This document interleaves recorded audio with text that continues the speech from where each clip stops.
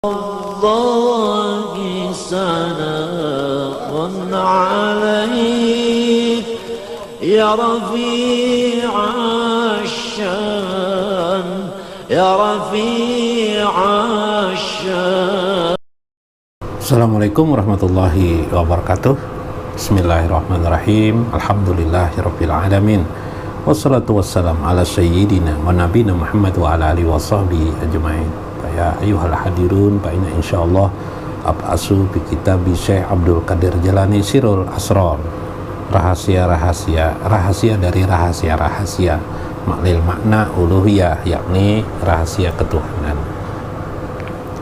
Mudah-mudahan Allah Subhanahu wa taala memberkahi kita, memberikan ilham selalu kepada kita, taufik hidayahnya menuntun kita selalu pada qurbah Allah Subhanahu wa taala, istiqomah ila yaumiddin, sampai hari berbangkit kelak atau sampai kepada kematian kita, hatta ta'tiyakal yakin, sampai kepada kamu timbul keyakinan, yakni kematian pada kita.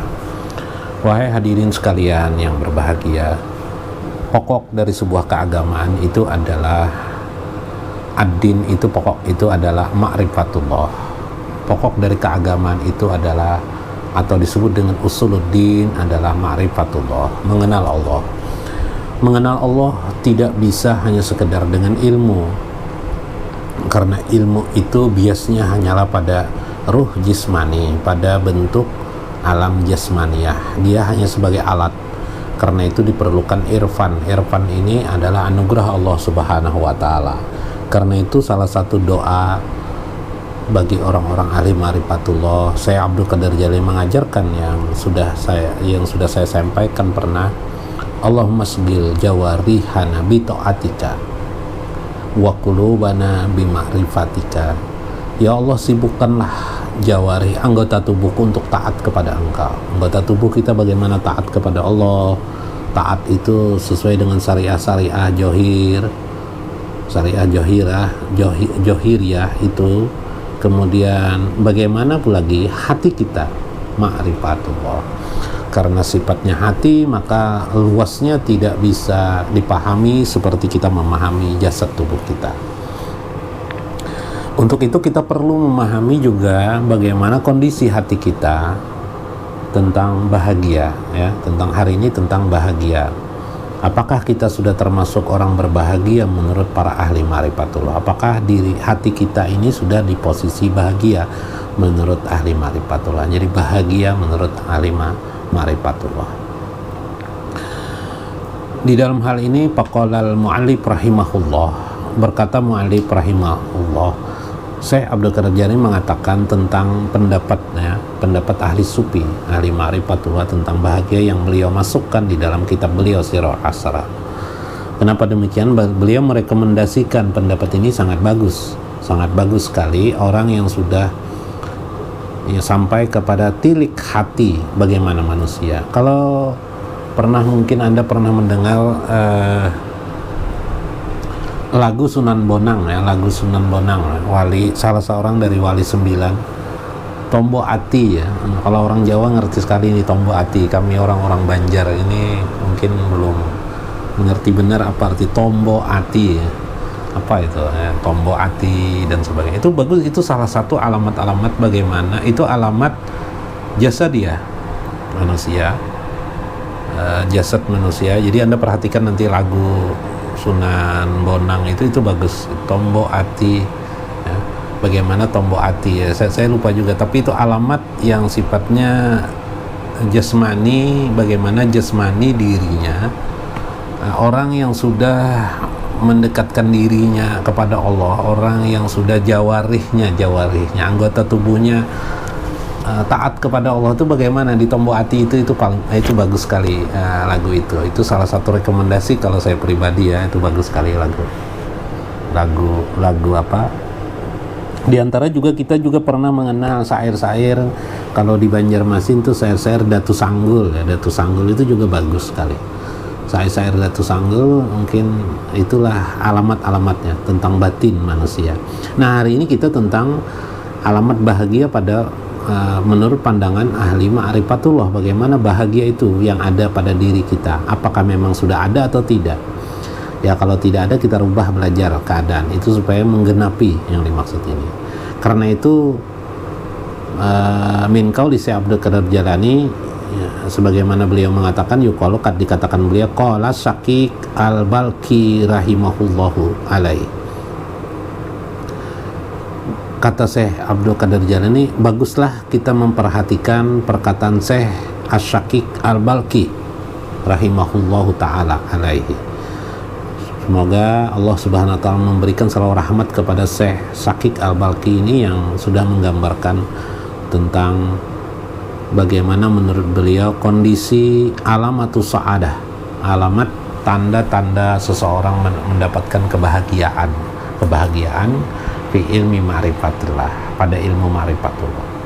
Jadi orang belajar ilmu ma'rifatullah tuh jadi bahagia enggak? Ya betul sekali, jadi bahagia dia. Nah, tapi bahagianya beda dengan bahagia roh jasmani atau bahagia hedonisme manusia materialistis. Ini kebahagiaan yang sifatnya ketuhanan. Tapi bahagia juga malah kalah dengan jasmani itu. Nah, jasmani itu kalah, ini lebih lagi kebahagiaannya. Makanya seorang ulama, lihat saja Anda bisa perhatikan seorang ulama, yang maksudnya ulama ya dalam arti al-ulama warasatul anbiya, ulama dia jiwanya sehat terus, jiwanya sehat meskipun mungkin tubuhnya sakit tapi jiwanya sehat terus. Subhanallah, inilah kehebatannya ulama hukama ya, apalagi hukama ya, ulama hukama ya, yang ulama juga hukama itu ahli hikmah itu sehat sekali dia. Wah, kepribadiannya luar biasa, kepribadiannya sudah memancar, bahkan kita duduk di samping mereka kita jadi bahagia, saking hebatnya. Kita duduk bersama mereka kita jadi tenang, nyaman hati kita, terasa bersama Allah kita ketika duduk bersamanya. Nah, coba bayangkan, ini kan kata yang orang kita duduk dengan orang penjual minyak harum, tubuh kita juga harum gitu. Itu bahasa lainnya. Subhanallah, indah sekali ya hidup ini. Allah masih memperkenankan hidayah itu di sekeliling kita. Alhamdulillah. Alamatu sa'adah kata Syekh Syaqiq al-Balqi ada 5 perkara. Pertama, layinul qalbi, lembut hati. Lembut hati ini bagaimana orang lembut hati? Lembut hati berlawanan dengan keras hati. Orang keras hati itu apa? Orang keras hati itu menolak kebenaran.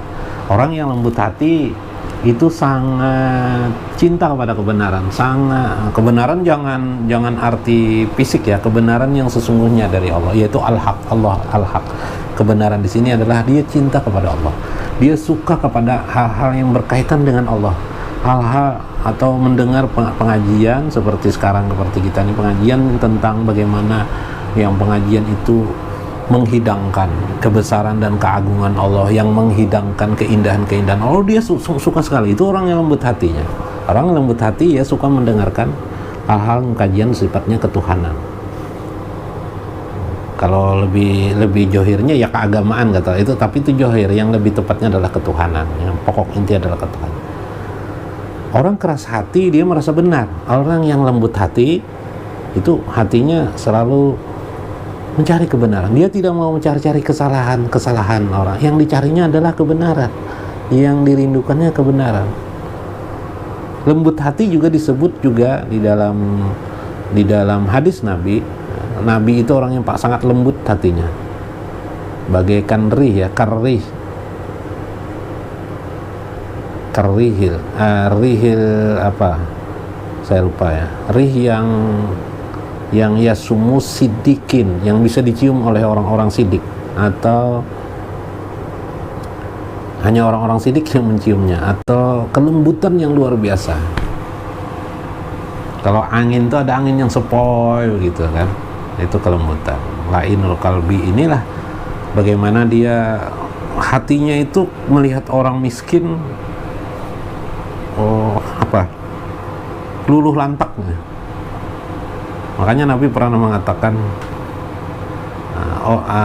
teman sepergaulan orang mukmin yang bagus itu adalah orang yang mukmin yang suka bergaul dengan orang-orang fakir. Maksudnya di sini hatinya terenyah, sehingga yang istilah Al-Qur'an tuh laisal birra an tuwallu wujuhakum minal masyarik wal magharib. Bukanlah yang disebut dengan kebajikan itu kalian menghadapkan diri kalian kepada timur dan barat. Walakinnal birra, tapi kebajikan itu ialah albiro, itu ialah man atal mala, siapa yang mengeluarkan hartanya, jawil kurba wal yatama wal masakin, yang bisa mentasarufkan hartanya untuk orang-orang yang kerabat dekatnya yang miskin, yang susah, orang-orang handai tauladannya, orang-orang miskin, tetangga-tetangganya yang miskin. Yatama itu orang-orang yatim. Dia melihat orang miskin, melihat orang yang kesusahan, dia hatinya terhipnotis untuk membantu mereka. Oh, ini la'inul qalbi. Dia melihat anaknya, bagaimana dia melihat anaknya dengan kelembutan. Bukan kalau kita melihat anak kadang-kadang salah terus anaknya. Ini anaknya salah terus. Melihat orang salah aja semuanya, orang itu tidak ada yang benarnya sudah. Itu orang yang keras hati. Kalau orang yang lemah lembut hatinya, yang la'inul qalbi ini, dia melihat orang itu dengan kasih sayangnya. Beruntung orang yang bisa memahami majhar tentang Ar-Rahman Ar-Rahim yang kemarin kita pernah bahas. Hatinya luar biasa. Mila'inul qalbi, ya. Itu salah satu orang yang mendapatkan kebahagiaan. Nah, kalau orang seperti itu orang bahagia. Bahagianya apa? Dia setelah mengeluarkan itu, nanti setelah mengeluarkan hartanya, misalnya kedermawanan mengeluarkan, atau membantu orang lain, atau menolong orang lain, atau berkata baik kepada orang, setelah dia mengatakan itu, dia merasa puas. Hatinya puasnya kenapa? Merasakan puas melaksanakan jawarihnya, anggotanya pada ketaatan Allah kepada Allah SWT, dan dia merasakan bahwa perbuatan-perbuatan itu tidak lain adalah bentuk daripada anugerah Allah kepada dirinya. Jadi ketika dia bisa mensedekahkan, dia merasakan ini taufik hidayah Allah, ini anugerah Allah, ini kelembutan Allah, ini kebaikan Allah pada dirinya. Nah, itu aja. Tidak ada rasa sombong, tidak ada rasanya. Itulah inul qalbi, subhanallah. Nah, ya, mudah-mudahan kita termasuk ya di alamat itu. Yang kedua adalah kasratul baqa, banyak menangis. Menangisnya dengan Allah, bukan menangis dengan penderitaan hidup di dunia ini, bukan. Kasratul baqa ini menangis dengan Allah. Makanya Nabi pernah mengatakan salah satu halawatul iman ialah bisa menangis, kata Nabi. Jadi orang ingin mendapatkan kemanisan iman itu ialah menangis dia kepada Allah Subhanahu wa taala. Nah, kenapa jadi menangisnya? Merasa dirinya lemah, merasa dirinya tidak berarti apa-apa, merasa dirinya sombong, merasa dirinya angkuh, merasa eksistensi keberadaan dirinya selama ini jauh daripada kepribadian Allah, jauh daripada sifat-sifat Allah, jauh daripada keagungan Allah Subhanahu wa taala. Seharusnya dia dekat kepada Allah, banyak berdosa, banyak berbuat salah, maka dia menangis ya. Nah, itu bagaimana itu? Itu alamat orang bahagia menurut Syekh Syakik Al-Balqi yang diujar oleh Syekh Abdul Qadir Jalani. Wasalis, yang ketiga, ajuhdu fid dunya. Ajuhdu fid dunya ini juhud pada dunia. Maksudnya seleranya itu kepada Allah, bukan kepada dunia. Seleranya itu berlebih, dunia ya sekedarnya ya dijalaninya mencari rezeki, cari rezeki juga seperti orang banyak, tapi hatinya berselera kepada Allah, hatinya munazzah selalu kepada Allah Subhanahu wa taala. Gimana kira-kira ini? Yang istilah Al-Qur'an itu wabtagi fima ataqallaha daral akhirah wala tansa nasibaka minad dunya, surah Al-Qasas ya. Surah Al-Qasas entah mungkin 70 ayat ke-70 atau berapa itu.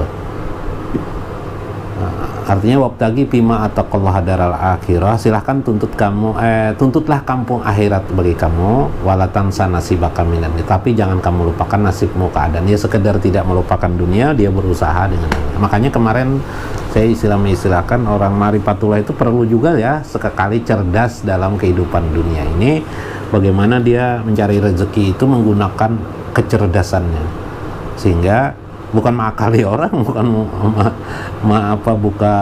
membodoi orang. Maksudnya bagaimana dia bekerja dengan sedikit waktu tapi menghasilkan nilai rezeki yang banyak. Kan banyak sekarang sudah orang bisa melakukan itu dalam kehidupan modern ini. Nah, kalau dulu waktu petani kita zaman agraris sangat mudah.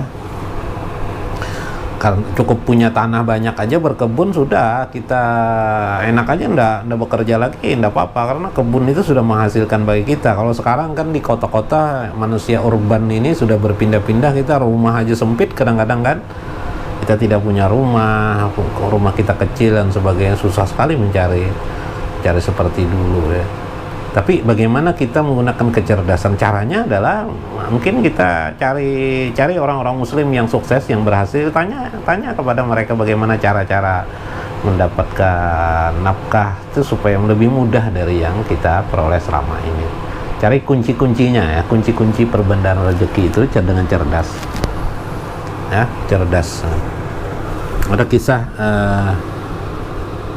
sederhana saja tapi luar biasa. Saya mau jadi tukang parkir katanya, bagus. Tukang parkir itu rezekinya sedikit. Ternyata jadi parkir tol ya, di Jakarta sana. Dia jadi parkir tol tuh bagaimana? Dimana semua kendaraan orang setiap masuk lewat dia bayar. Jadi orang kaya dia. Tukang parkir aja sebenarnya, parkir jalan. Berkembang sedemikian rupa. Nah, itu orang berpikir cerdas. Dia nongkrong aja di rumah dapat uang. Ini passive income kata orang sekarang. Nah, itu. Nah, orang ketuhanan kalau bisa cerdas juga dengan itu supaya ya kalau bisa. Nah, kalau tidak bisa ya buat tidak apa-apa, bukan apa-apa. Tapi yang penting ajuhdu fid dunya. Jangan terlalu berselera akhirnya jadi rakus. Makanya kenapa jadi uang itu diperebutkan orang? Karena adanya rakus dengan dunia. Yang diistilahkan Nabi hubud dunia wa karihatul maut, akhirnya cinta dunia, akhirnya karahatul maut, takut dengan mati. Itu yang terjadi. Maka juhud dengan daripada dunia, maksudnya kita tidak, bagaimana kita memanage selera kita terhadap dunia ini sekedarnya. Kemudian yang penting itu selera kita arahkan kepada Allah. Itu alamat orang bahagia, tanda orang bahagia. Alamat itu tanda orang bahagia. 3 ya. 4, waqasrul amali, sedikit angan-angan. Terlalu banyak angan-angan nanti kecele sendiri, pingin ini, akhirnya tidak bisa terpenuhi. Jadi kalau begitu apa? Sedikit angan-angan berarti angan-angan kita sedikit, tapi angan-angan kita tuh yang benar-benar, yang pasti, yang benar, yang pasti, yang kita mampu melakukannya juga angan-angan yang pasti. Cita-cita mau jadi dokter, penting dah, mampu dah kita. Kalau kita tidak mampu, dah usah lah kita, ya dah gampang aja cita-cita jadi orang kaya, selesai gitu kan. Udah usah lagi angan-angan yang lain, satu aja kita angan-angan mau cari kaya gitu. Gimana caranya? Sambil minta berdoa kepada Allah, bekerja, sudah selesai. Udah usah terlalu rinci macam-macam, terlalu banyak. Tapi luar biasa. Nah, ini adalah menggambarkan agar kita jangan suka menghayal. Yang hayal itu kita tidak bisa apa-apa, menghayallah yang kita mampu. Ya satu saja hayal, 2 hayal, sudah selesai. Jangan terlalu banyak hayal, akhirnya tidak kita bisa lakukan juga.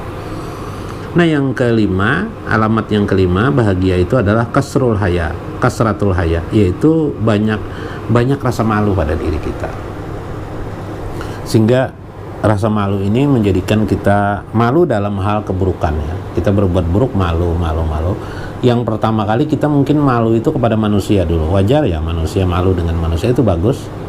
Sehingga kita ingin berpribadi yang baik di hadapan manusia, itu tingkat pertama dulu, belum sampai kepada ketuhanan ya. Mudah-mudahan nanti berganti malu itu malu kepada Allah Subhanahu wa taala. Kalau berbuat salah, berbuat yang keliru, yang tidak diinginkan Allah Subhanahu. Itulah malu yang terbaik. Itulah yang disebut dengan hadis Nabi, al-haya'u minal iman, malu bagian daripada keimanan. Nah, karena bagian daripada keimanan terjadi tingkatan malu dunia dulu masih kepada manusia, mungkin mudah-mudahan jangan sampai terhenti di situ saja, itu hanya sampai etiket yang tidak memiliki nilai amal, barulah sampai pada malu yang disebut Nabi bagian daripada iman, yaitu malu kepada Allah Subhanahu wa taala. Itulah yang utama, itulah yang diajarkan dalam ilmu ma'rifatullah. Maka apabila yang begini sudah kita ada tanda-tanda pada diri kita bahagia sebenarnya sudah. Bagaimana? Dia akan lebih bahagia daripada orang sekedar mendapatkan hedonisme materialistis, material dalam jasmani manusia. Meskipun mungkin rumahnya digubuk, dia bahagia.